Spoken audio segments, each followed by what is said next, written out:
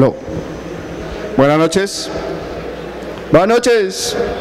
Eso, ¿qué pasa, campuseros? ¿Sí comieron o no? No me respondan. Dejen así. No. Bueno, muy buenas noches a todos ustedes y inicialmente les pido muchas excusas. Se presentaron de pronto ahorita algunos inconvenientes técnicos con la calibración de los equipos de allá y por eso pues estamos empezando hasta ahora, ¿sí? La ponencia estaba programada para 1 hora, vamos a tratar de hacerla pues lo más rápido posible, pero que sea muy entendible. ¿Listo? Bueno. El tema, bueno, antes de eso también quiero contarles un poquito, llamando mucho la temática que se tocó con Matías, con Jaime Andrés Restrepo y con Giovanni Cruz de la esquematización. Soy muy informal, pues como pueden ver, pero realmente eso no afecta lo que quiero transmitir. ¿Listo? Arranquemos un poco entonces. La ponencia se llama Encargado de Seguridad Informática y ahora ¿qué hago? Bueno, estos son los datos míos, me gusta pues colocarlos al principio, por si quieren hacerme alguna consulta o algo, acá están los datos, acá con mucho gusto me pueden escribir. Este es el correo corporativo, este es el personal, este es el de la comunidad Barkan Armenia y pues este es el Twitter. Aquí le toman fotico y ya pasamos.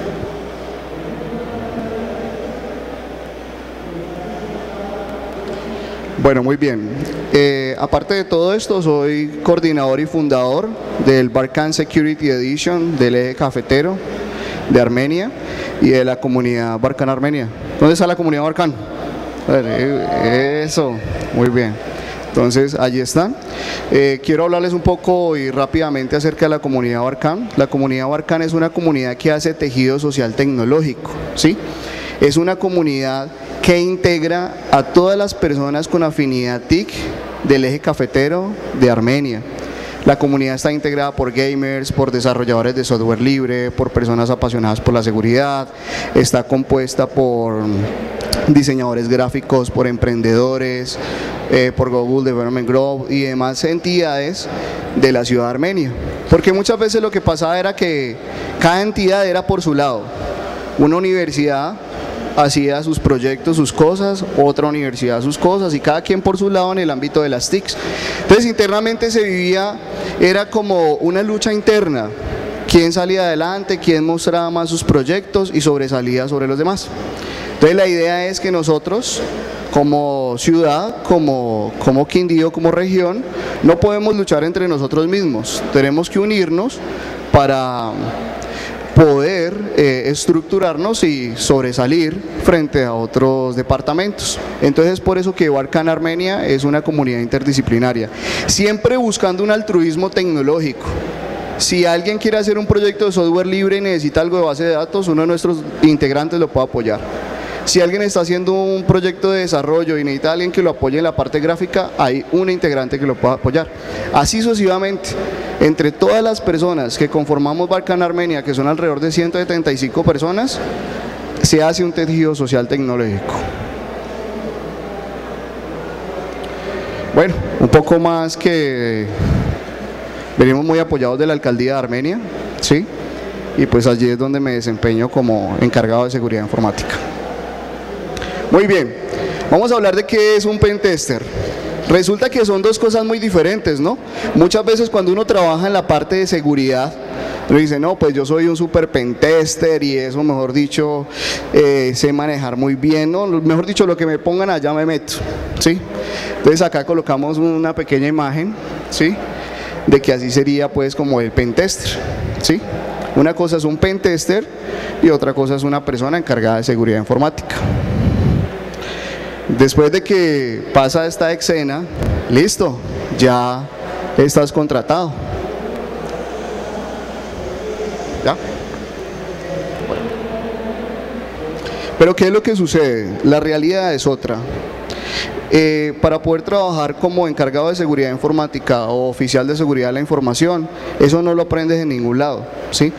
Pueden haber muchas materias de pregrado, lectivas, pero realmente eso es como una unión de toda la experiencia que uno pueda tener a través de la vida, trabajando como pentester. Ahora, vamos a hablar un poco de CISO, ¿sí? Que es el Chief Information Security Officer. Dice, debe velar por la integridad, confidencialidad y disponibilidad de los activos informáticos de la entidad. Debe administrar, monitorear y supervisar el funcionamiento de las herramientas de seguridad informática, objeto del contrato. Esas es como las obligaciones que podemos encontrar en muchas entidades, ya sean públicas o privadas, con este personaje, ¿sí? Que es el CISO. Cuando nosotros hablamos de seguridad, de protección como tal, de defense, ser pentester y trabajar en defense son dos cosas totalmente diferentes, ¿sí? Entonces, lo que vamos a ver son como unos pequeños tips que tenemos que tener en cuenta ahora a la hora de montar una infraestructura tecnológica de protección. Como primero, tenemos que hablar de defensa en lo profundo, ¿sí? Y se encuentra conformada por diferentes capas, ¿sí? Que cuando trabajamos en este ámbito no podemos separarnos del esquema que tenemos en el modelo OSI, ¿sí? Primero tenemos una capa de datos, ¿sí? Tratar de utilizar ACL cifrado. Tenemos otra capa de aplicación, ¿sí? Que es el refuerzo de las aplicaciones o antivirus. Tenemos el host, que es el refuerzo del sistema operativo administrativo de autenticación de HDS, red interna, que son los segmentos de red, perímetro, que son los servidores de seguridad, y seguridad física, que son los guardas de seguridad, bloqueos y dispositivos de seguimiento. Y al final tenemos las directivas, procedimientos y concientización, que son los programas de aprendizaje. Lo vamos a ver muy superficialmente, pero ya vamos a verlo un poco más a fondo.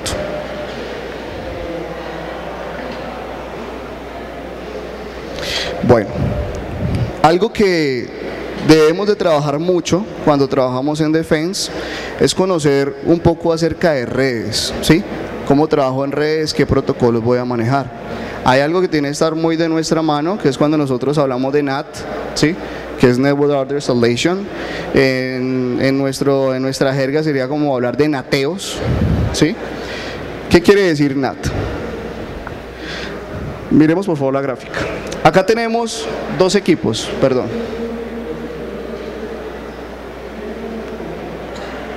Acá tenemos dos equipos, cuyas IP es la 192, 168.2 y .3, ¿sí?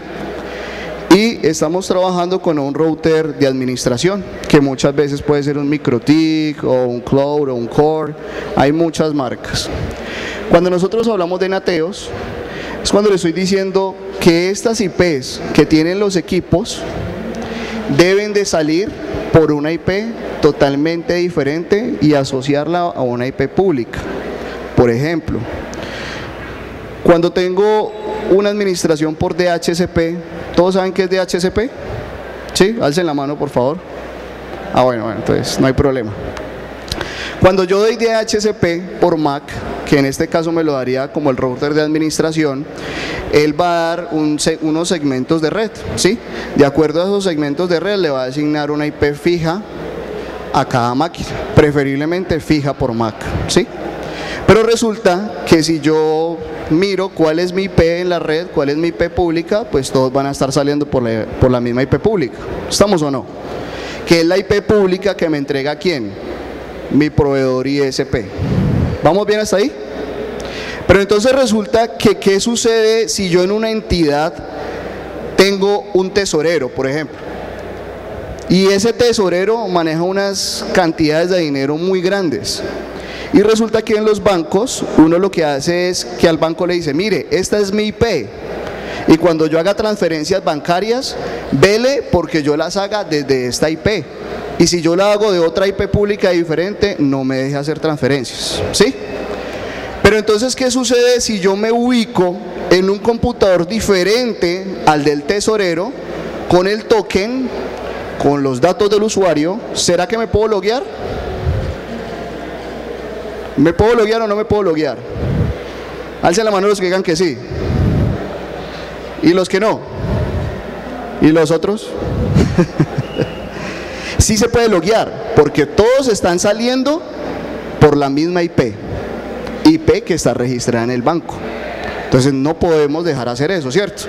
Yo tengo que hacer un nateo para que ese tesorero se direccione y salga con una IP pública totalmente diferente a la del público general. ¿Qué quiere decir? Que solamente ese equipo, ese usuario va a poder loguearse y hacer transferencias desde ese equipo. Si se pasa a otro, no lo va a dejar, porque es una IP pública totalmente diferente. Por eso es necesario yo poder hacer nateos, y así es básico. Es un ejemplo muy esporádico. Ya vamos a hablar un poquito más acerca de las capas.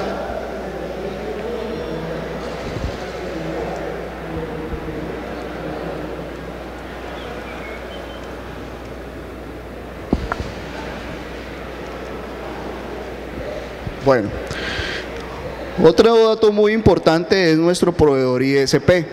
Digamos de que nuestro proveedor ISP es como nuestra mano derecha al momento de poder configurar un sistema de seguridad o de defensa.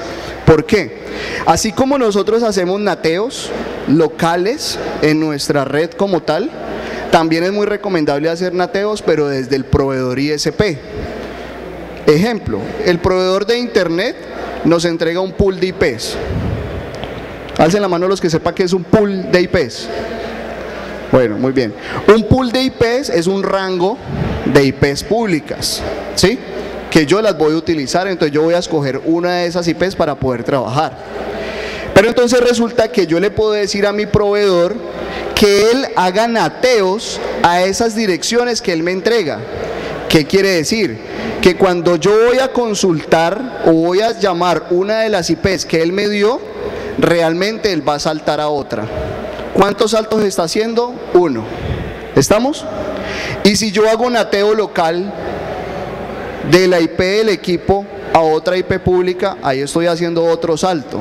¿Sí o no? O sea, que si mi proveedor ISP hace un nateo y yo hago otros, si alguien va a entrar, tendría que saltarse por 4 IPs falsas para poder llegar a la local del equipo. ¿Sí? Eso es un dato muy importante que yo debo tener con mi proveedor ISP. Otro dato muy importante es el ancho de banda. ¿Sí? Yo no me puedo comprar un Ferrari para ir a la tienda. ¿Sí o no? Entonces es por ello que yo debo de tener también mucha atención en qué ancho de banda voy a utilizar. Siempre es mejor, como lo colado acá, siempre es mejor sobreestimar que subestimar. ¿Sí? Cuando nosotros vamos a trabajar con anchos de banda, siempre es mejor pedir de más, porque en las corporaciones, ya sea pública o privada, siempre se actualiza la LAN. Y vaya que usted haga una licitación o adquiera un contrato con un proveedor ISP y después usted hace actualización y ya no le da el ancho de banda. ¿Cómo le va a uno ahí? Complicado, ¿cierto? Entonces, datos muy importantes. Poder comunicarme muy bien con mi proveedor de internet y solicitarle nateos y enmascaramientos, y muy importante también tener en cuenta el ancho de banda y la tecnología que voy a utilizar. Aquí es pues como una pequeña gráfica, nuestro proveedor ISP y nuestros servicios web, mail y VoIP fuera del LAN. Otro elemento muy importante en el ámbito de defensa es nuestro amigo el firewall o el UTM, ¿sí? ¿Alguien ha escuchado el término UTM? Alce la mano, por favor. Bueno, hice un ensayo con mis compañeros y me pasó lo mismo. Cuando nosotros hablamos de UTM, estamos hablando de Unified Threat Management o gestión unificada de amenazas. Nuestro UTM es una herramienta, es un dispositivo que nos permite a nosotros poder gestionar la red y poder administrarla y protegerla a su vez. ¿Qué es lo que hace el UTM o en nuestro caso un firewall? Acá coloqué una marca que no se ve mejor, ¿sí? En donde ella gestiona y maneja todo lo que es UDP, VPN, anti-spam, anti-phishing, anti-spyware, filtro de contenidos, antivirus y detección y prevención de intrusos. eso lo está gestionando, es una máquina como tal, un dispositivo. Si lo viéramos físicamente se parece mucho como a un switch robusto. Él mismo tiene su consola de administración y tiene sus aplicativos que me van a permitir a mí, por ejemplo, filtrar IPs, hacer nateos, enmascaramientos. Él constantemente está escaneando la red, por lo tanto tiene su anti-spam. Una cosa es que yo tenga un antivirus en una máquina y otra cosa es que yo tenga un antivirus escaneando mi red constantemente, ¿sí? Yo también necesito administrar los puertos de mis servidores, los protocolos que estoy manejando, y todo se hace por medio de un firewall UTM. Alcen la mano los que sepan qué es un UTM. Uy, no lo acabé de decir. Alcen la mano los que sepan qué es un UTM. A ver, eso, porque venimos a aprender. Sigamos. Muy bien, un router dedicado. Cuando hablamos de un router dedicado, en mi caso hablo de un MikroTik, de un cloud router, ¿sí? Lo que él hace es administrar toda la red como tal, ¿sí? Dice, es un software que funciona como un sistema operativo para convertir un PC o una placa MikroTik router board en un router dedicado. ¿Qué es lo que hace un router dedicado? Imagínense ustedes una corporación con 700 equipos y ustedes con un ancho de banda de 16 megas. Simétrico, o sea que serían como 32. Y resulta que hay dos tipos de consumo de red. Uno es por consulta y el otro es por descarga. ¿Estamos? Cuando yo coloco una URL en un navegador, yo estoy haciendo una consulta, entonces yo utilizo el ancho de banda mientras me carga esa ventana, ¿cierto? Cuando ella cargó, ya dejé de consumir el internet, a no ser que yo le dé clic en algún lado y me mande a otro. ¿Estamos? Y cuando yo hago una descarga, yo estoy consumiendo mi ancho de banda hasta que termine la descarga. ¿Ya? Entonces, miremos el panorama. Yo tengo 16 megas simétricas, o sea que serían 16 de subida, 16 de bajada, y alguien le dio por descargar anime, ¿sí? Entonces está haciendo una descarga de 120 megas. ¿Qué pasa con el internet? ¿Se pone lento o rápido? ¿Cómo se pone? Lento, ¿cierto? Se pone lento porque se están consumiendo el ancho de banda. ¿Qué es lo que hace un router dedicado? Yo le puedo decir, de tal segmento de red a tal segmento de red, de tal IP hasta tal IP, por favor solo dele 1 mega a cada uno, ¿sí? Y si va a hacer descargas, no los deje hacer descargas mayores a 20 megas. Por lo tanto, el ancho de banda siempre va a ser estable. Es fundamental tener un router dedicado que se deje administrar en toda corporación, ya sea pública o privada.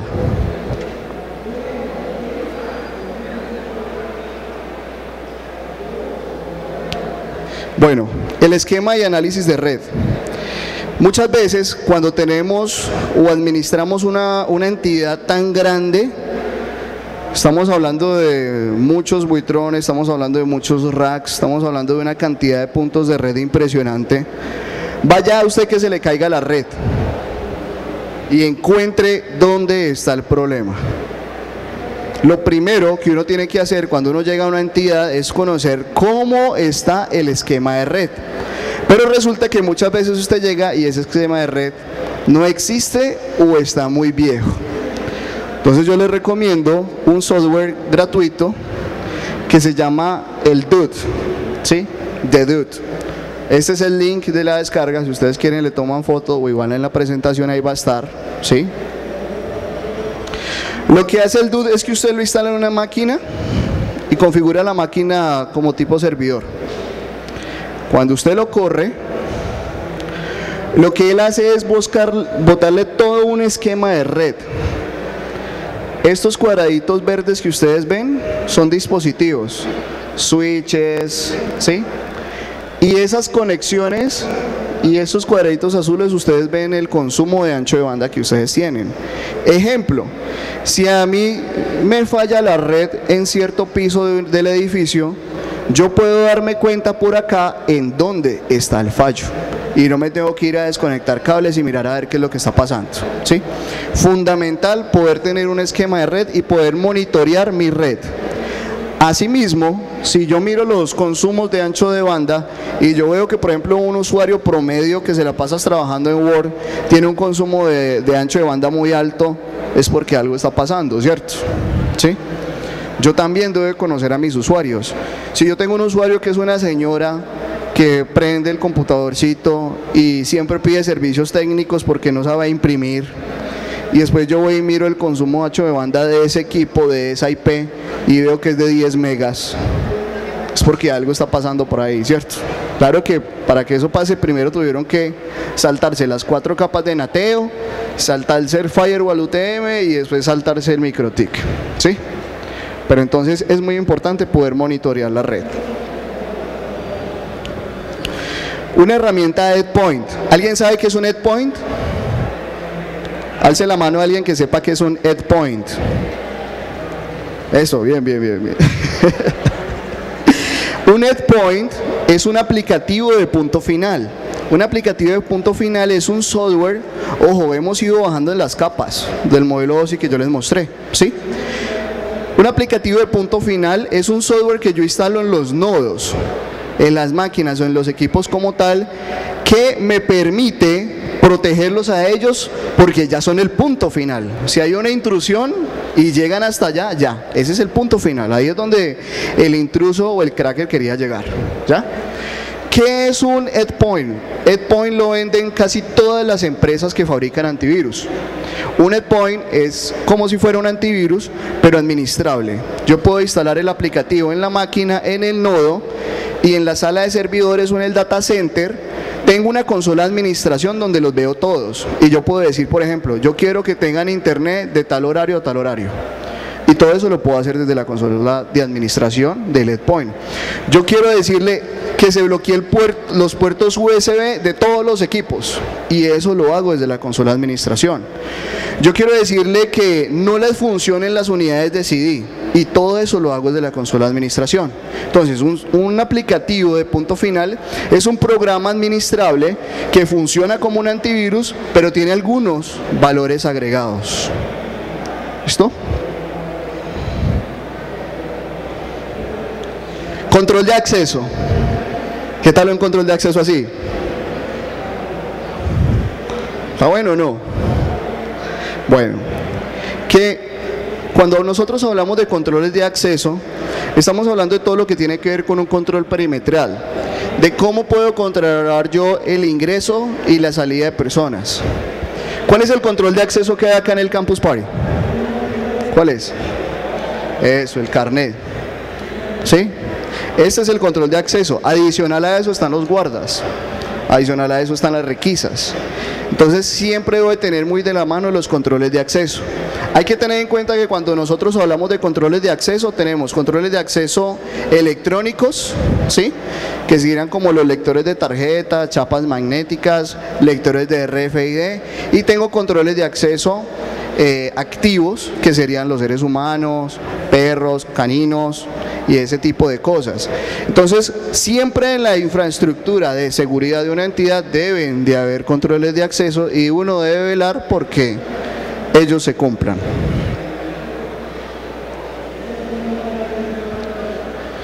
Vamos a hablar un poquito acerca de backups. ¿Qué tal estos backups? ¿Cuántos tienen backups así en la casa?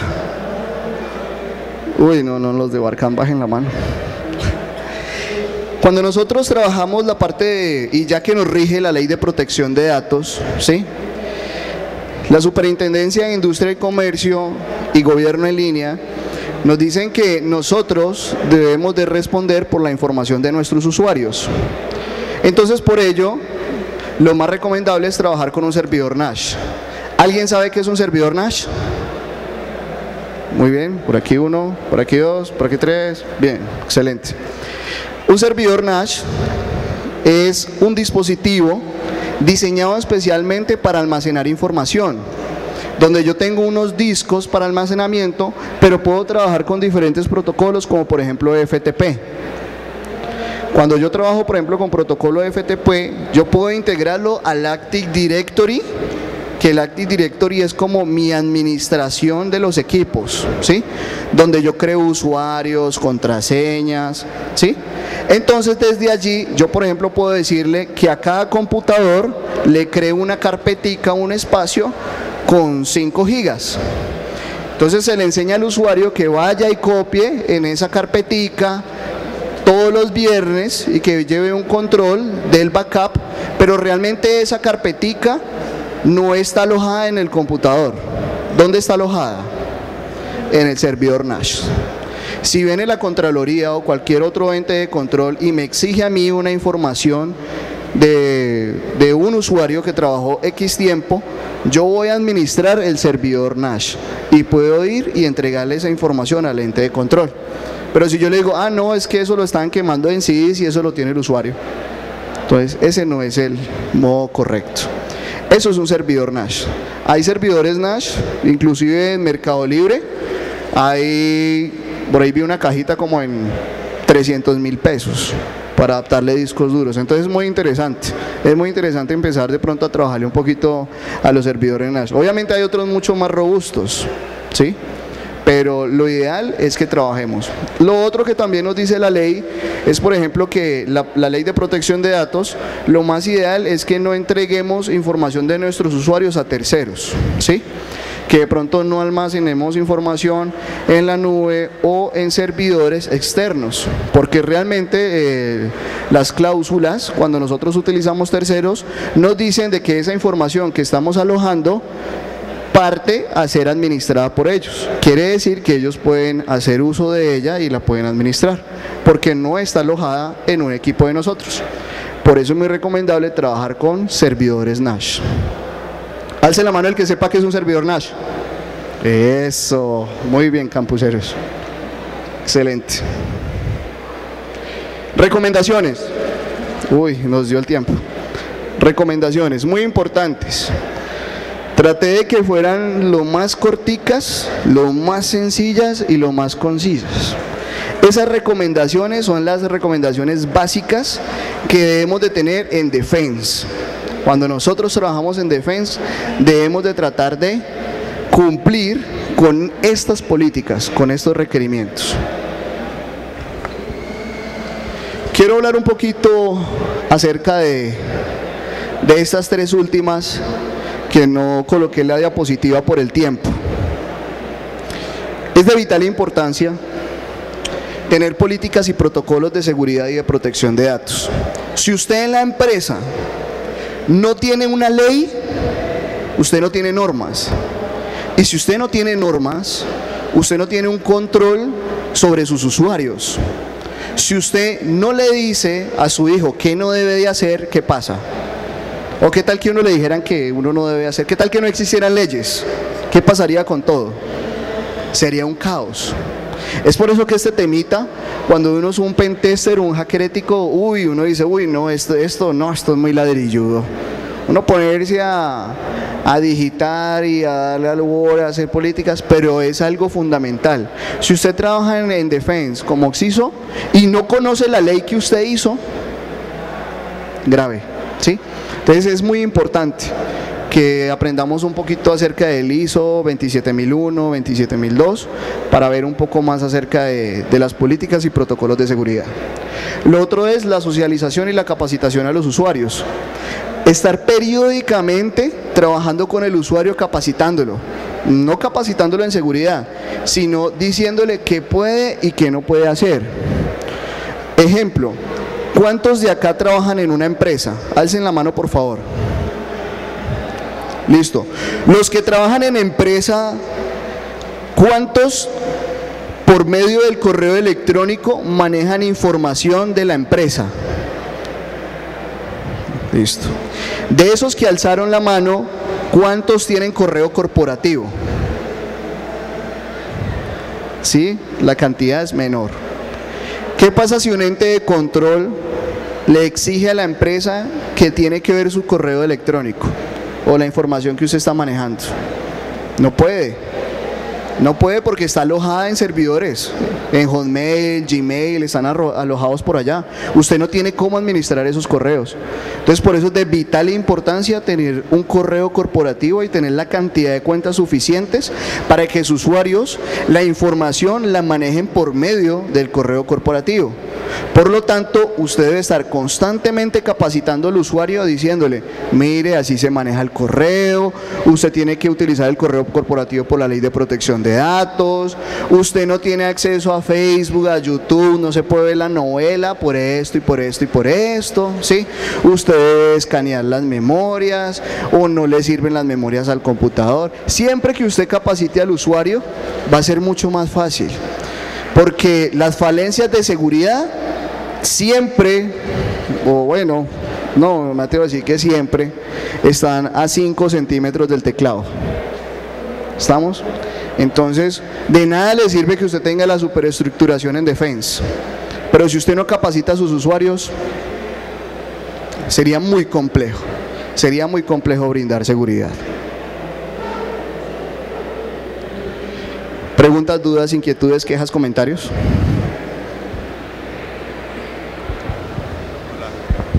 Bueno, yo tengo una pregunta. Yo no soy programador, vengo más bien como del área de la administración y por tanto mi pregunta, digamos, una empresa que pues, no sea tecnológicamente sofisticada y quiera estar seguro que de pronto el programador que va a contratar, ¿cierto?, le va a dar buena recomendación en cuanto a seguridad. Hoy en día los programadores tienen alguna certificación que de alguna manera respalde pues su reputación, por decirlo de alguna manera. Bueno, realmente, como lo veíamos hace poco, las certificaciones no certifican, válgame, es como la redundancia, que alguien sepa, ¿sí? Lo más importante en mi opinión personal es mirar la trayectoria a nivel de experiencia que haya tenido, ¿sí? Porque yo puedo tener una persona que, no, sea Certified Ethical Hacker, y usted, ¿cuánto tiempo lleva trabajando? No, acabé de salir de la universidad.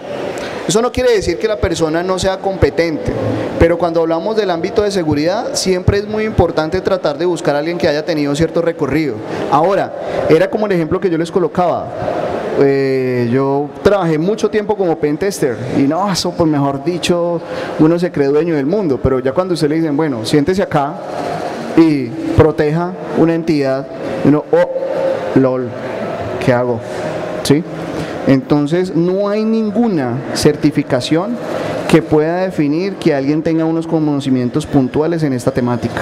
Lo más importante es que tenga cierto intervalo de experiencia, porque si tiene experiencia puede solucionar los problemas, tiene la disciplina de sentarse, de estudiar, de aprender, de comunicarse con otras personas, que esa sería como la ventaja que tendría. ¿Listo? ¿Otra pregunta? ¿Preguntas? ¿Listo? Bueno, muchas gracias.